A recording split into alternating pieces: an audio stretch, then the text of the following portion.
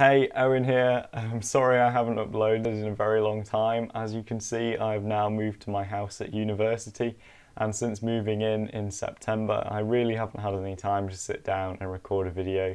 This is the first chance that I've had, so it's good to be back and making this video. First, I'd like to say that I'm coming down to the IPMS Telford Scale Model World in November. I'm coming down on the Saturday. That's Saturday the 11th of November. I'm going to be there all day filming everything that's going on, interviewing some people to make a video to upload to this channel. If you do see me there, come over and say hello because it would be great to meet you, and hopefully we'll have a good time at Telford. Okay, so now let's answer some questions. Where is the video of the 1 to 700 scale Revel Bismarck? So if you follow me on Facebook, Instagram and Twitter, you'll have seen posts that are the updates on my progress with the Bismarck, and I said that I was going to try and release the video on the 2nd of October. Obviously that date has long gone and I have not uploaded it. That is because I had been having problems with the Bismarck. I had been struggling to be motivated to finish it, and so I didn't get as much work done on it as I thought I would have done before I left for uni. I decided, because it was causing me a bit of stress at the time and stuff, that I wouldn't bring it with me, and I knew that I'd be very busy here anyway, which I have been. I wouldn't have had time to work on it anyway much. Sorry guys if you wanted the video out really soon. Yeah, it was just difficult because I found the painting, I got quite like painting white is always difficult to get like a nice solid colour, I find, and then the fact that you have to get these lovely straight dazzle lines across these uneven surfaces, and it's 1 to 700 scale, which is not something I've done before. Everything's really tiny. Yeah, I just found it a bit difficult and I lost my mojo with it a bit, so but I did manage to get it back towards the end, and you know, I left on a good note, but I decided not to bring it because I didn't want to bring that stress with me to uni. So yeah, that's where the Bismarck is at currently. Oh, and if you haven't seen it, I did an inbox review of the Bismarck, which is on my Facebook page, and I'll put a link to that in the description. What are you working on at the moment? So at the moment I've kind of started working on this X-Wing. So I've painted Luke with 1 coat of orange, and obviously he needs lots more detail, and like the cockpit tub with 1 coat of grey, and that's it. So I'm not very far with that at all. The build video for this will be up in November before the release of Star Wars Episode 8, which will be really good. We're so excited for that. Yeah, so I'm going to be working on that.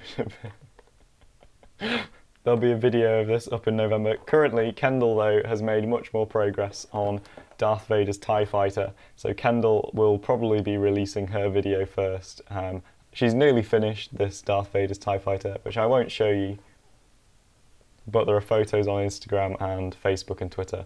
How do you manage to get kits for free? So usually I just look on the manufacturer's website for an email address, and I send them an email saying I'm Owen from Quick Kits and I have a scale modelling YouTube channel with, it helps to say that I've got over 25,000 subscribers, and also I'll send them a link to some of my stuff, and usually they're like, oh, that's kind of good quality stuff, you know, we'll send you a free kit or two to try you out.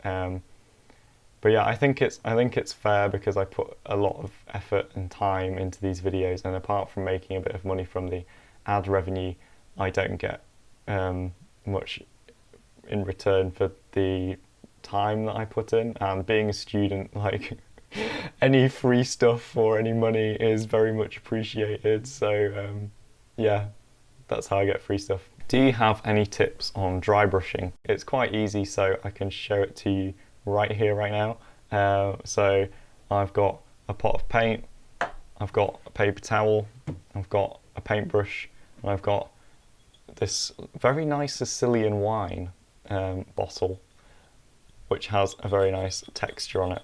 You can hear that texture. So the purpose of dry brushing is to highlight detail on textured surfaces. So it's useful for terrain.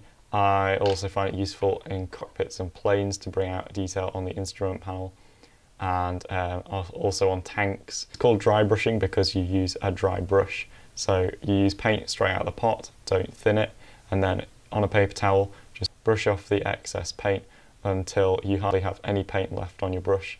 you can see how that's sort of almost returned to the colour of the bristles. And then take your textured object, paint onto it like that, and you can see that then is now bringing out all of the raised detail. The more of the excess you remove from the brush onto the paper towel, the lighter the dry brushing is going to be, and also if you use a finer brush you're going to be able to pick out very small details. So again, this is useful for terrain. If you were making, say, a sand diorama or something, you could brush the sand over with a light yellow colour, or if you were painting a plane cockpit you could brush over white to bring out instrument panel detail or to create a chipped look to the paintwork. So that's dry brushing, it's super simple. So finally, I thought you guys could help with this. Michael sent me a question on Facebook. He had painted his plane with Citadel colours, which I believe are acrylic, and then he had put a coat of Humbrol clear gloss varnish over it, and it created this weird effect. I don't know how to best describe that, but it looks really awful, and I was just wondering if anyone knew why that was. To me it looks like there's just been a chemical reaction between the Humbrol gloss clear coat and the Citadel colours. If anyone has any more scientific detail they can add, please comment below, that would be very interesting. But I think for everyone else we can just take away from this that you shouldn't put Humbrol gloss coat on Citadel colours. So anyway, that's the video for today. I hope you enjoyed it. It was nice to be back, even if just for a little while, but look forward to the Star Wars videos that are coming out this November. Thank you for watching, and hopefully I'll see you at Telford.